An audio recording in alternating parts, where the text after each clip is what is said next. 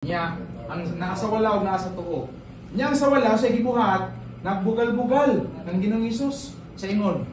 Kung ikaw tinuod na anak sa Dios kana og diha luwas sa imong pagalingon ug luwas sa usab dami. Diba gisagda siya sa tuo. Uy, ikaw maulaw na. Kita ayan kita nga silutan kay makasasala ta pero siya wala siya sala. Nya mingon ang nasa tuo Ginoo Hesus kung muadto ka unya sa imong paraiso. Hinungdumi. So ito bag ni Ginoong Hesus sa panahon nga ni-accept siya nga si Hesus anak sa Dios. Ang word manggod nga kung muadto ka na unya sa imong paraiso, dituo siya nga si Jesus gikan sa langit. Amen. Sama karon sa inyong gibuhat mituo mo. Amen. Yan sabat mo sa mga paggamit. Mao ni ang nahitabo. Mingo si Jesus. Karon dayon. Dalhon ko ikaw sa akong gingharian. Wala mitubag si Jesus na unya na pag maluwas na ako. Unya na mabanhaw na ako. Wala isuon. Karon dayon. Kay ang Dios manggod pag muluwas, walay space sa Ginoo. Kaya sa Dios ang mga imposible. Amen. Kaya niya himuong posible. Amen. Pag i-promise niya, di na niya paumaan. Karon dayon. Ang 1 Corinthians mingon din nga kung nakabati ka mo sa mensahe sa Dios karong adlaw, ayaw ninyo patig-aha ang inyong mga kasing-kasing. Kay karon mao ang adlaw sa kaluwasan. Dili unya. Ano man? Wata ka siguro si may tabo sa ato niya. Right. Pag-uli na to, narabay magpanaw-panaw na ta. Anya das magong na ta sa likod. Na ako'y magpanaw ta, kalitan na kapag hold up, pag di ka mo hatag, bunon ka. Na sa mga babae po, pagpagit-git-git, ramarin. Wala ta kayong balo mga kaigsunan. Kaya kung nahibalo pa ta, di man ta manakaw. Di ba? Di man ta manakaw. Kung nahibalo pa ta, nahibalo ka na masunog sa bar na mo sin inom-inom, sin disco-disco, di na makamukat to. Malasog ko sa kadaot kung mahibalo ka. Ang problema, kaya what tayo kahong nga mahibalo ta sa future. Right. Munang paniguro, karon inyong gidawat si Jesus. So sa pag-ingon niya sa usa ka makasasala nga karon dayon dalhon ko ikaw, mao pud na ang gi-promise ni Jesus kaninyo nga mituo ka. Kung kinasingkasing ang inyong pagtuo according sa Roma Kapitulo 10, bersikulo 9 ngadto sa 10, nga mingon din ha, nga kung ipahayag mo atong basahon mga kaigsunan. Gusto na ko kamo i-assure para dili mo maghuna-huna nga wali-wali raman na, dili man na tinuod. Tinuod ni! Dili ni, yaga-yaga ni pulong sa Ginoo.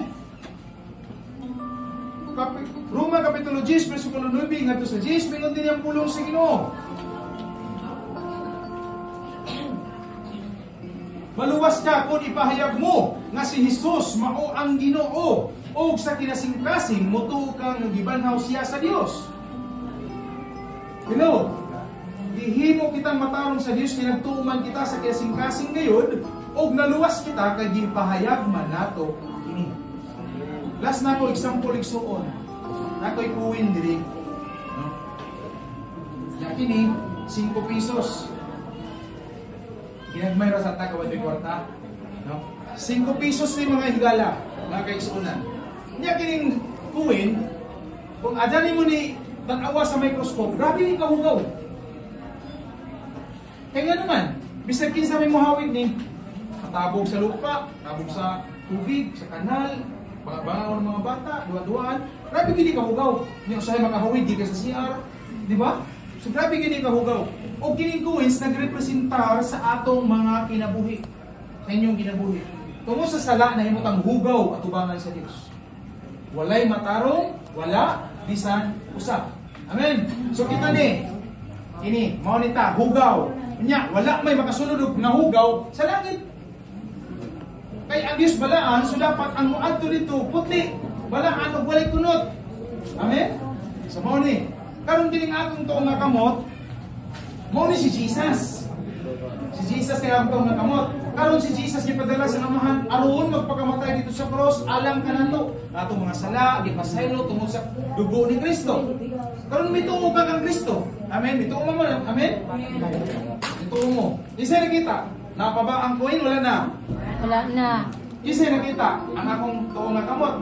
nga nagrepresentar kang Jesus. Jesus. So karon kung mamatay tayo igsoon, inigadto nato sa langit, dili na kita mo makita sa Dios Amahan kung dili ang iyang anak na si Jesus. Amen. Katong dugo ni Kristo nga imong gituuhan, katong Kristo nga namatay dito sa cross nga imong gituuhan karon igsoon, napailalom ka diha sa gahom ni Kristo. O kung adto ka sa langit, si Kristo mo'y makita sa Dios. Karon kay anak man siya sa Dios, makasulod siya dili. Ha? Makasulod. Ayaw mo magdaduha. Makasulod si Jesus kay anak siya sa Dios. O Diyos po siya.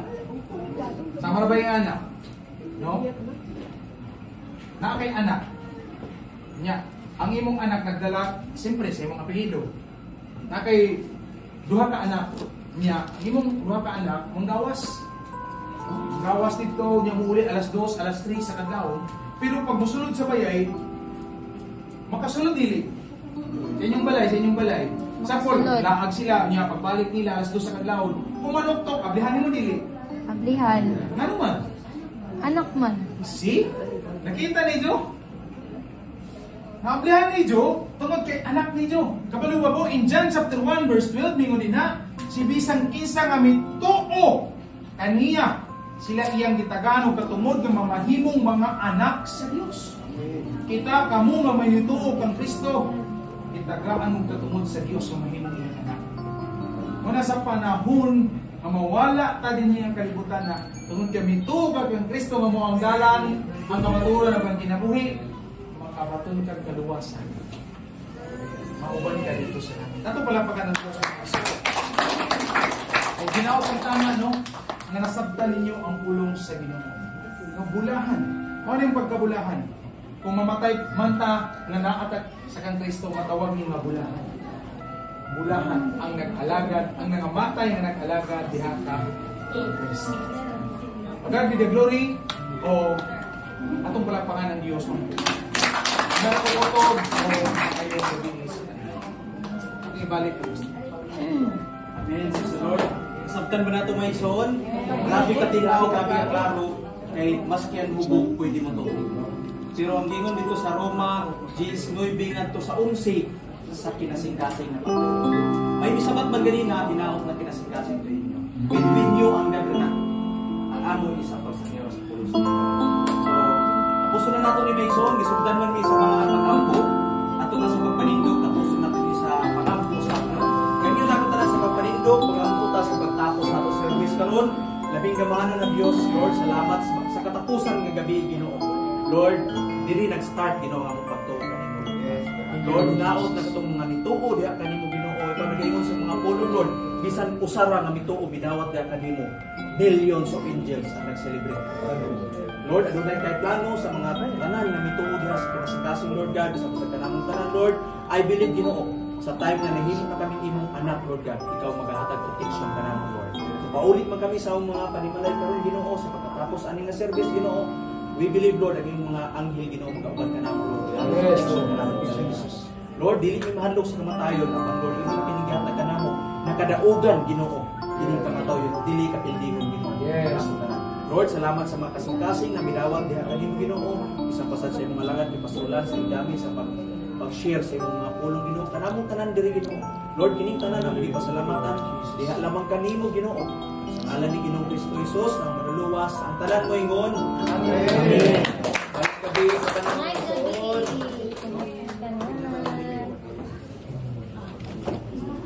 Da off na da.